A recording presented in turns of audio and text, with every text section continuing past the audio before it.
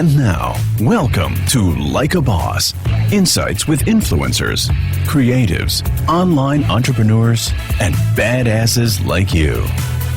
Here is your hostess, Heather Havenwood, Chief Sexy Boss, helping you rise to the top.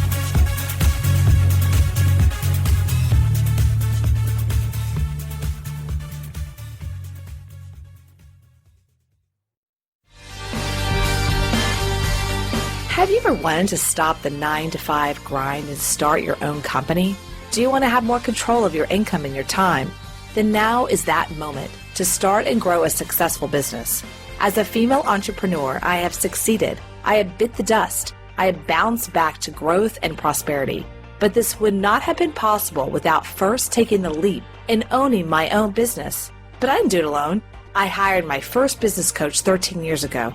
And now I help small businesses, solo practitioners, and professionals double their income and triple their time off. So let me help you too. My gift to you today is a free one-on-one strategy session. So go to coachwithheather.com, coachwithheather.com, and let me help you double your income and triple your time off.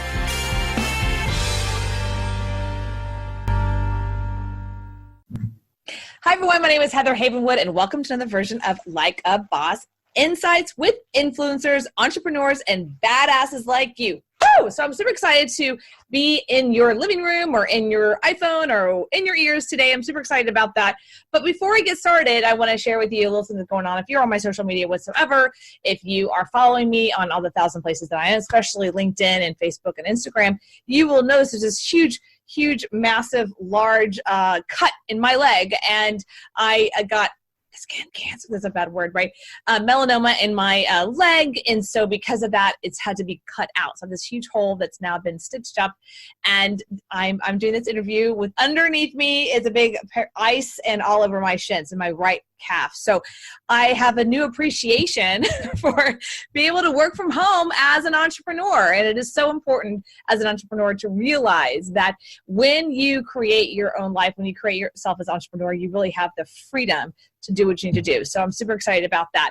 But more importantly, I have a female founder today. Very rare, as y'all know. I really try to focus on female founders, but every now and then I just can't find one. And more importantly, in the financial industry.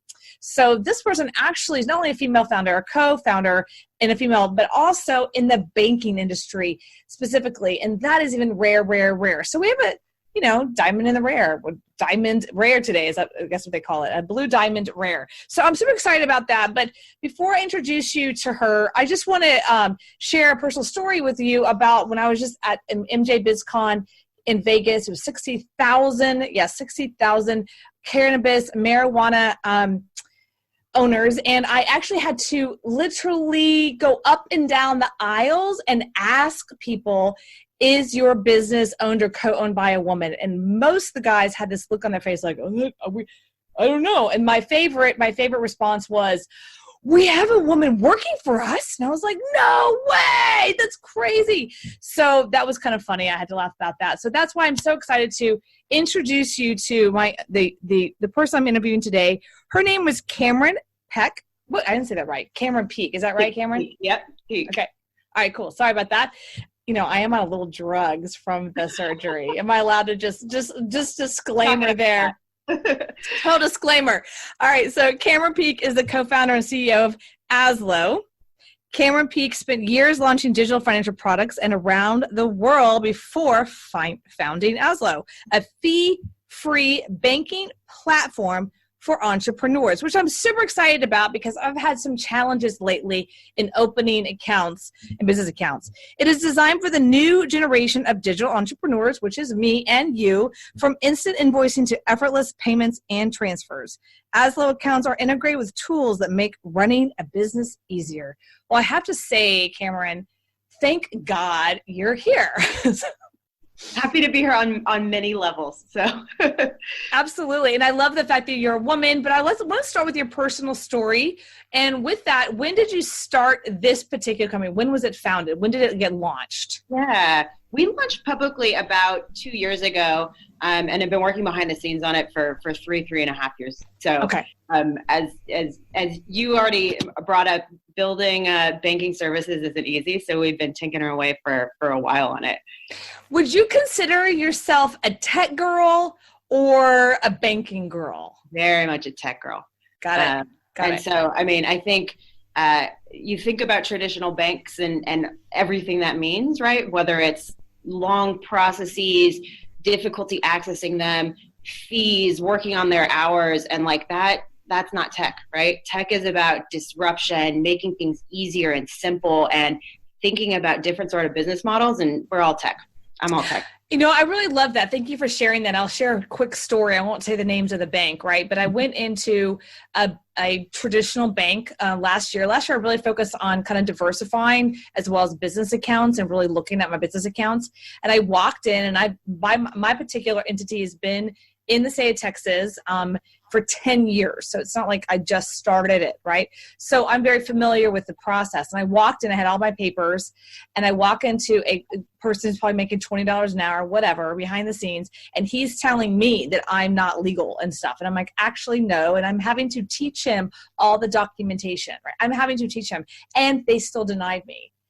And I was like, I literally laughed. Now I got another company, but it's why I'm going to be signing up for your company today, because even that one was wonky.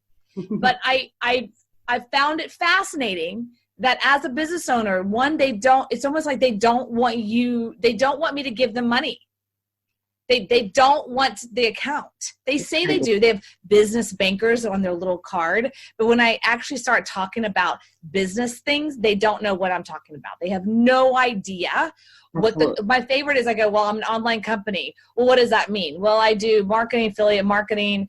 I have e-com. Well, I don't understand that because it's not what they call traditional. I don't have a franchise, right? So they look at me like, well, you're not a real company. I'm like, then you don't know. We're in 2020, dude, or whatever, right?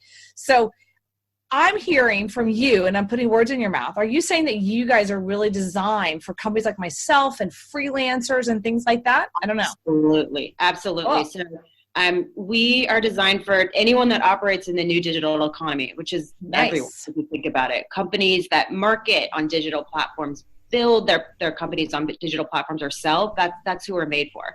And we are digital first, right? We have no branches. We have a great customer success team that you can call up at whenever you have a problem. But we have 0 branches because you operate on your phone, right? You shouldn't have to do anything.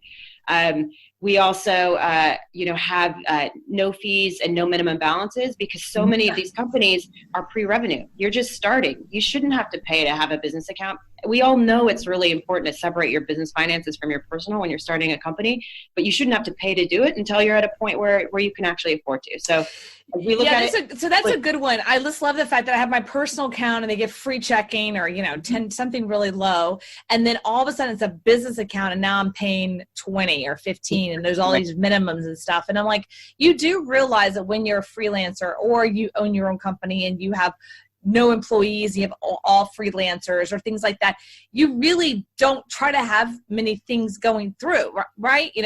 And they're like, what do you mean you don't have a 1040? And it's just like, it's almost like you have to educate the bank on today's world.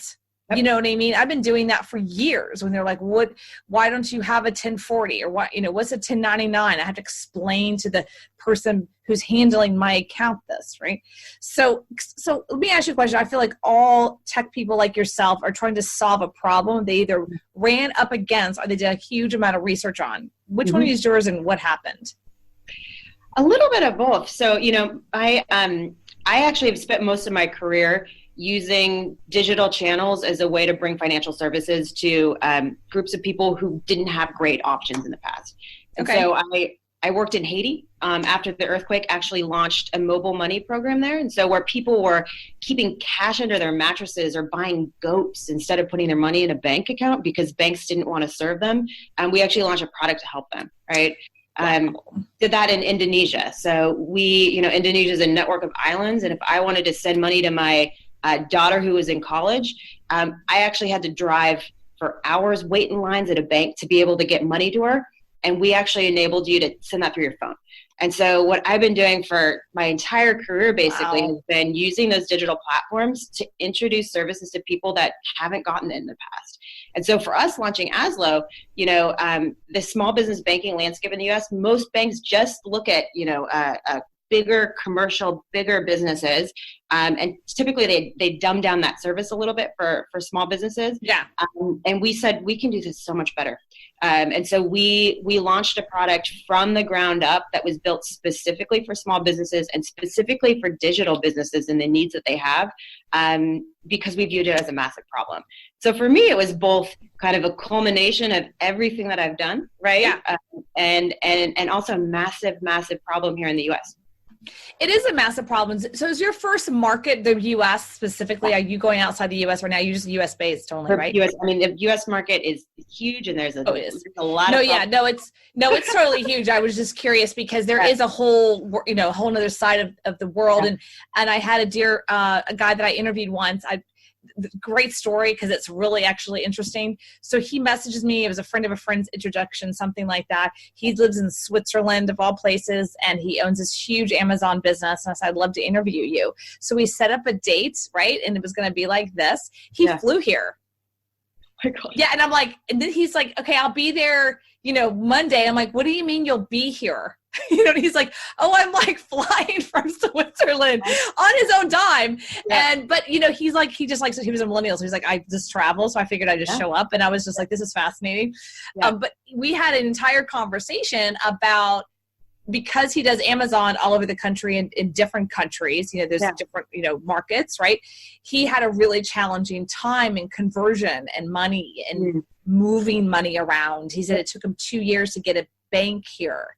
Right, because he didn't have a citizenship, and I don't know all that, but just that alone, because he couldn't get Amazon to send the money to Switzerland, he had to. So there's all these challenges, right? And I was like, wow, that's nuts. Here he is doing business and marketing services, and he can't get the money, right? I know, it's insane. Yeah. So is that something you guys are trying to solve in general, or is it just really focused right now on what you call digital marketers or digital entrepreneurs currently, right? We actually have a small program through a partner where if you are a business owner based in Switzerland or based in India or Kenya, you can actually open a U.S. business and through that partnership get a bank account through Azlo as well. So we businesses. Yeah. That's huge. Yeah, anyone here in the United States, we are spoiled, right? We're really spoiled, but being in other countries, just to be able to get, money moved over, it's a big deal. So let me ask you this, because a lot of small businesses like myself and digital marketers I've been a digital marketer for 20 years. Most of them are using PayPal. Mm-hmm. Right? I don't know what your stats are, but that's my experience of my friends and colleagues. Okay. Yep. So I don't know if you want to show us any research about that, but would you say you guys have the same demographic? Are you going after that same market, or would you say it's completely different? As I look at, let me actually give you one stat. So as we've looked at where most of our money comes from, PayPal's number 2. So definitely seeing a lot of people on PayPal, and actually Stripe is number 1. And so Stripe, anyone that processes kind of e-com or online payments, that's the number 1, source of funds for us. But as we look at, the sort of people on Azlo or on our platform, about half of them are freelancers, freelancers, consultants, just kind of folks engaged in general professional services work. And then we have about a third doing e-com work, right? Whether you're selling on Shopify or Etsy or doing kind of drop shipping stuff, that sort of profile. And then we have a whole long tail of different users. So smaller tech companies, those that are kind of bootstrapped, smaller healthcare companies, et cetera. So a really long tail, and definitely PayPal is a huge, huge source of where those payments are processed. Okay. So where the payments are processed. But a lot of the friends and family I know inside the entrepreneurial world, they send invoices back and forth via PayPal. Yep. So tell me about that particular side of the business for you guys. Yeah, so we offer a basic invoicing tool. And again, as we look at entrepreneurs on our platform, a lot of them are earlier stage. And so if they're sending out invoices, they're often managed through email, or they're using they're using Excel to kind of track them. And so we offered a really basic tool to help them. And then what we've seen is, some people have processes in place where they're using PayPal, they're using QuickBooks Online, they're using other services. And so we both support you if you manage your invoices through there. So we'll connect. We have integrations with PayPal, with Square, with Stripe in our experience. And so you can pull that money into your business bank account after the invoice has been processed, or if you need an invoice on your own, just because you want to have better management than just kind of using a list. We have that as well. Okay, great. So let's talk about some integrations, right? So integrations with PayPal or QuickBooks. Do you guys do integrations? We do with both of us. Yep. Okay, nice. Okay, great. So the other integration I want to ask you about is Acorn. Are you familiar with Acorn? I am. Yeah. Yeah. What do you think of that app? With them, but I know them. What do I think about it? Yeah, I think it's great. Like there's one theme that we're really passionate about and focusing on is our overall mission is helping entrepreneurs and businesses survive and thrive, right? And we at Azlo believe in so much more than just being a bank account, right? Like we want to be a true partner for you and your business. And a big thing for us is how can we help you as an entrepreneur save you time so you can focus doing what you love? And whether that's, focus on you running your business directly, or that's freeing up your time so you could spend that with your family, that's a big, big focus for us. And I think that's what Acorns does, as well. It's how do I start to automate things so you don't have to think about it directly. We can do that work so that you can do what you love and what you want to do. And so I think their model's great. I think their model's great. You're welcome to check out Acorn if you don't know what that is. It's not a commercial for that, but my point of that particular company and yours is a tech business. It was created out of, this mindset of how can we actually start doing things a little bit more differently in the world of banking? Because honestly, it's so old school. Yep. It is so ridiculously old school. Like I'm still having done some of my stuff. I have to go and they said, you need to fill out a form. I'm like, this is 2020 people. Yeah, like, sure. Why am I filling out a form? My phone recognizes my face. Why am I not, you're not recognizing my face.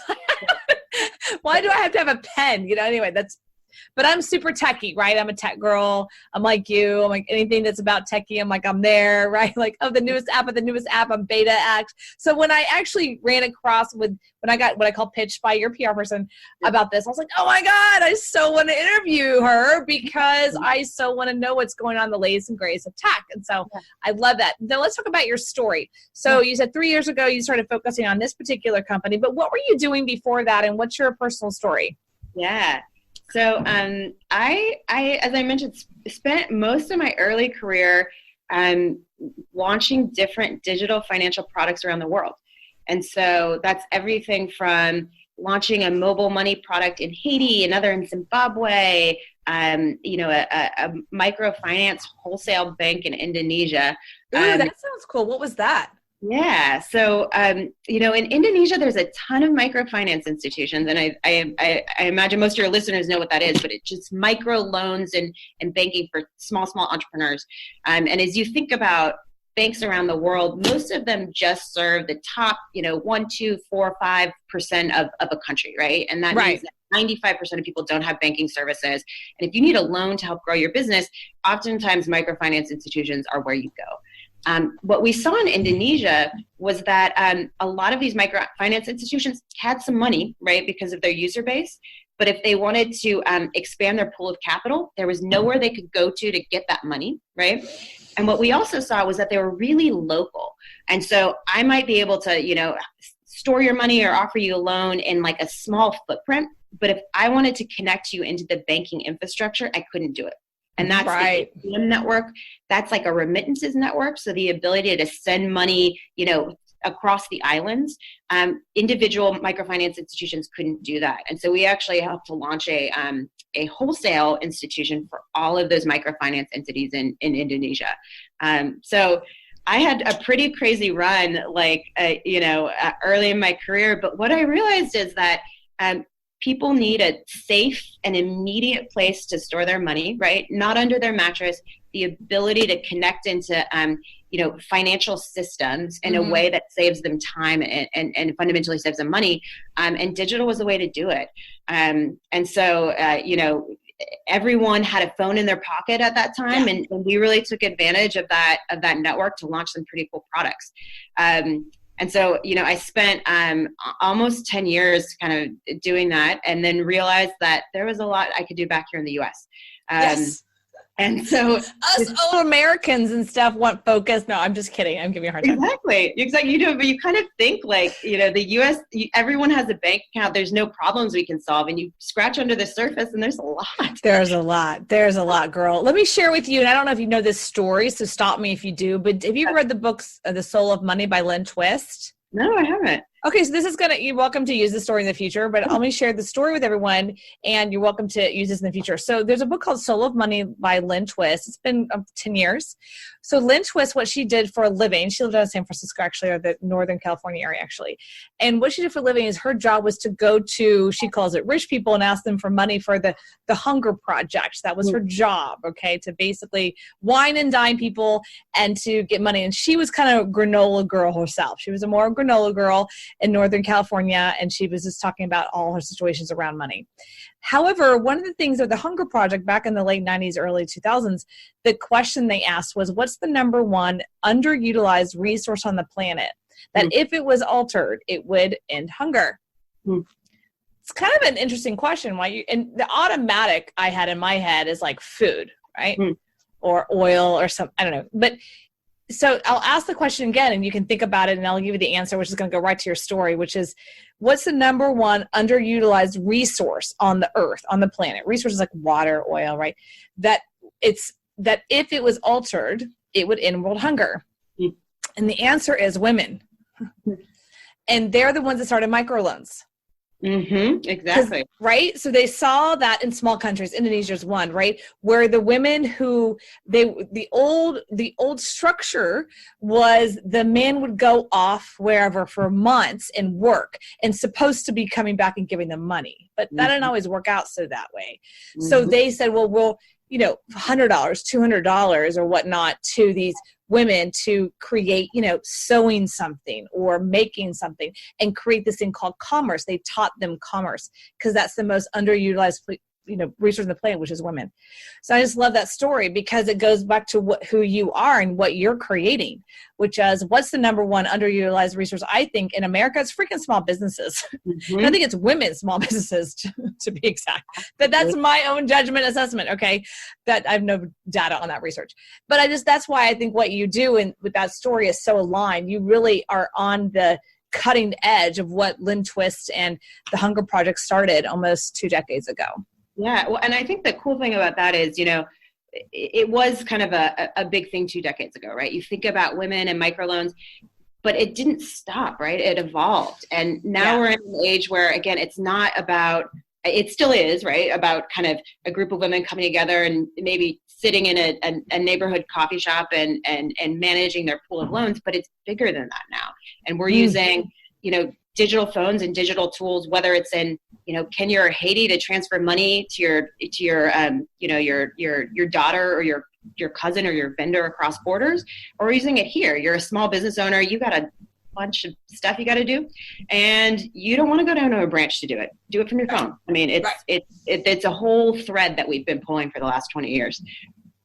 Wow, that's interesting. Well, you're welcome to use that story, but I just love the fact that started 20 years ago, and here you are just using that to the next level. Because you're right, we're used to here in America. I have 3 computers. Okay, that's first world problems. Okay, most people have one phone. I actually have 2 iPhones, right? But again, first world problems. But there's such a big difference in the banking system worldwide. So I think it's really cool that you're doing that. So what's the future like? I mean, you're 2 years in, girl. You're 2 years in. Like, just want to make sure is your parents proud because you've done nothing with your life. Nothing. You've done absolutely nothing. I'm just curious. I'm just kidding. What? It's like sharing stories on Facebook about me, like everyone else, right? Oh, that's cool. Where'd you go to college? Where'd you go to university, or did you? I actually went to college in Canada, funnily enough. Yeah, I went to college in Montreal. Nice. And there was another kind of interesting thread. I went there and entrepreneurial seed early on. I Had a friend that went there. They said it was a great school. I wanted to go to school in a big city, and I actually went without ever having visited, and realized that it was so cold there that I got hives and was allergic to the cold. But other than that, it was awesome. And I actually studied international development studies there. So it was all about focusing on international markets and, things like microfinance or other sort of systems or tools that we could use to benefit the world more broadly. Yeah. And so that was really the seeds of, where my career took me through, the work I was doing with financial services overseas, all the way to where I am today.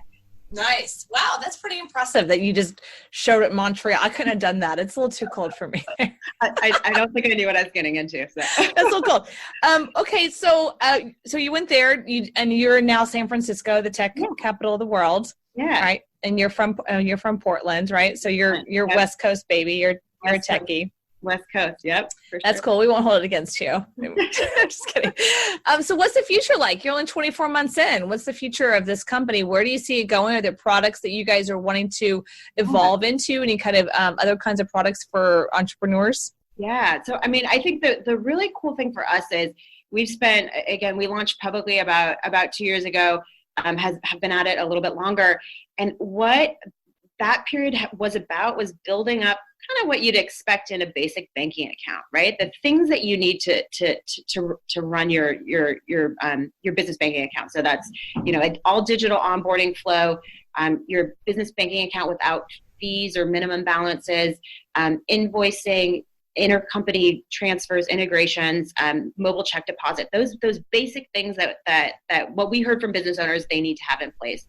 And now we're at a point where we can start focusing on how we can benefit the community more broadly in different sort of ways, right? Yeah. How do we introduce features that help you as a business owner save you time, right? How do we take more off of your plate so that you can focus on running your company? And so there's some pretty cool things that we have coming. Again, I'm not quite in a position where I can talk about them, but the biggest thing for me is just how we speed up like intelligence and automation so that you don't have to think about some more ancillary things on top of banking and just focus running your business. So I'm really excited about that. And I guess I want to point out is I remember I think there's and I said this, I think, to you in the green room about something, and you said, well, it depends, we got to see a track record or a time frame. I think one of the beauties, and people don't understand this in banking specifically, and this is old school too, but I think as AI gets better and as technology even gets deeper, we're already pretty deep, but it's going to get better and better, that entrepreneurs in a particular banking system or a particular app will be rewarded for behavior patterning. Oh yeah. And I think you probably know that, you're welcome to talk about it, but I'm noticing that PayPal's done a good job of that. That's new. That's a new thing. They literally reward you for doing business inside their platform, which then creates the behavior pattern of, oh, I'll do more because they're rewarding me to do that. Yeah. On a whole nother level, not like points, like literally loans and things. Right? So in other companies, I'm not to PayPal, I just know that I've experienced it in that platform. Yeah. Are you guys looking at doing certain things like that are rewarding small businesses and doing things inside your platform and the AI, or can you talk us about that? We don't have any plans to do that right now. What I feel really passionate about, I fundamentally think that banking services are becoming a commodity, right? Holding your money, moving your money, it's more and more brands are getting into banking. And I just think it's going to become a commodity. And what we need to make sure we're doing is investing in features that really, really help who are working with, right? If you think about business banking, it matters, right? I need to store my business funds in a separate place, and that helps with, managing my business. That helps with tax filing. It's an important concept, but how much value does that really bring you as an entrepreneur? Not too much, right? You kind of set it and forget it. And so I think rewards is interesting, right? Because it influences your behavior, but I think it's much more profound to invest in things that actually help you, right? And so that's the big thing as we look forward. How can we help you, again, by automating certain things that take, work off of your plate? How can we help you by providing you with better data so you don't have to go and kind of crunch numbers on your own. Like how can we help you do that? And that's what upload to QuickBooks automatically and pay my taxes automatically. Right. But those are the sort of things that actually help you. Yeah, they do. I'm surprised that maybe it's already there and I don't know about it. So but I'm really surprised it's not already there. Why it's not like a forecast, not having to talk to a CPA, like actually go, well, based on your behavior of your inside the business, your taxes for this quarter are going to be X, and not having to talk to CPA, and then it automatically pulls out to IRS or another account or whatever. And then it's just like, it's happening versus this big, long process that taxes are due, right? Like it's ongoing. Those are the sort of things that I don't see why AI can't do that now. It could just pull the data, the API from the IRS, and boom.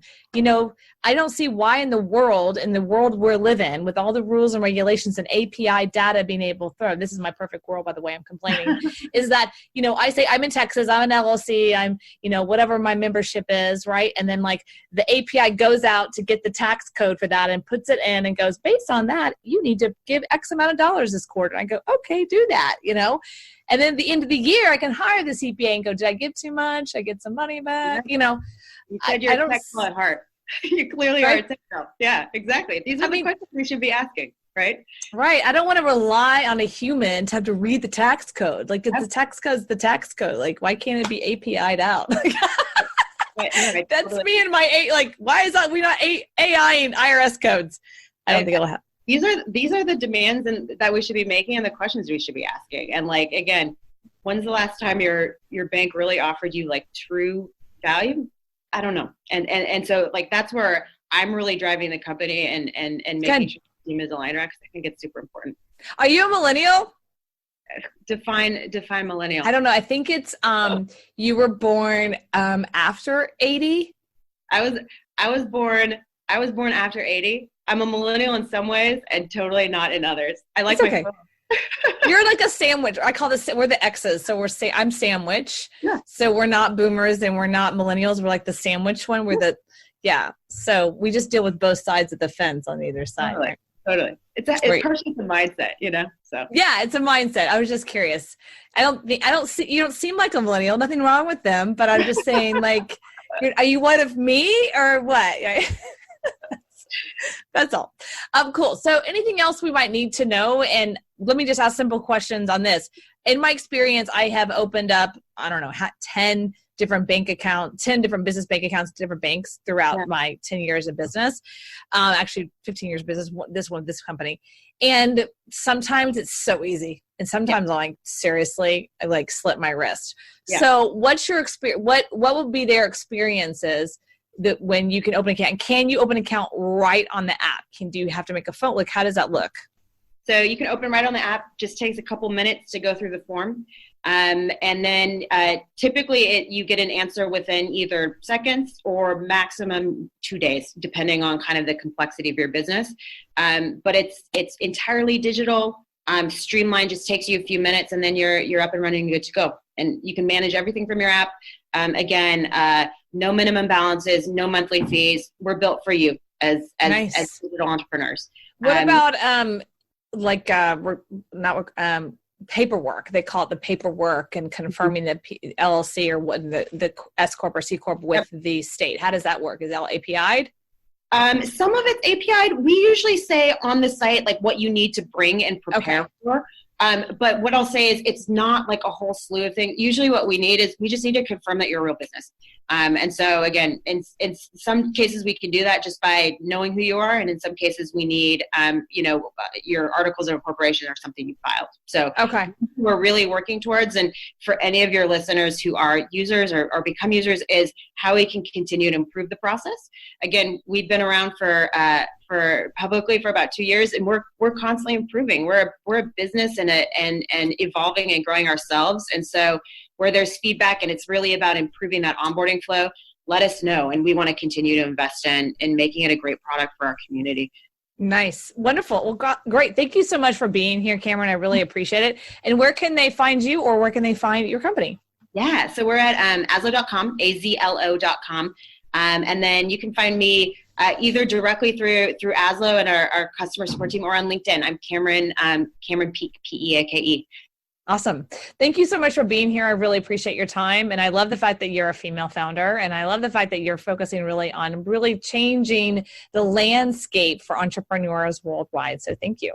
Awesome. Thank you. All right, everyone, this is Heather Havenwood. Check me out at heatherhavenwood.com, as well as Like a Boss, Spotify, Roku, iHeart, Pandora, and anywhere else that you listen to podcasts. Thanks. Bye. Are you a coach, consultant, small business owner, or online entrepreneur?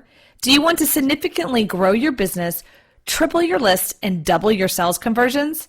If the answer is yes, then launching a podcast is the next step. You see, being an expert in your field, having a website is no longer enough to be noticed in today's marketplace. I call it the influencer effect. Being an influencer is the key.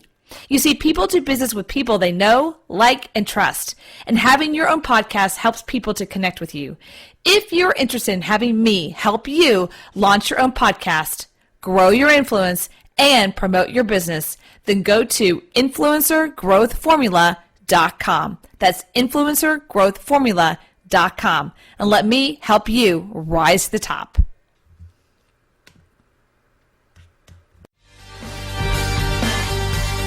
Have you ever wanted to stop the 9-to-5 grind and start your own company?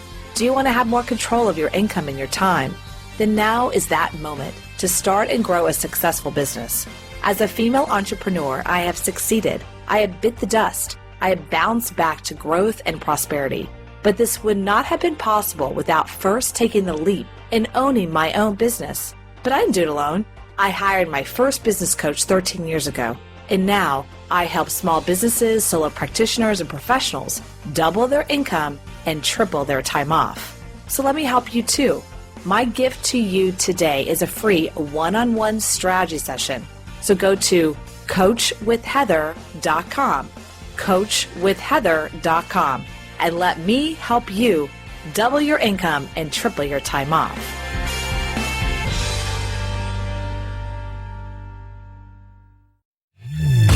Thank you for listening to Like a Boss, helping you rise to the top. Join Heather's mastermind at influencertribe.com, where she helps you become an influencer and dominate your field. Follow Heather Havenwood on Instagram. Interested in interviewing or scheduling a call with Heather? Go to callwithheather.com. For more, go to heatherhavenwood.com.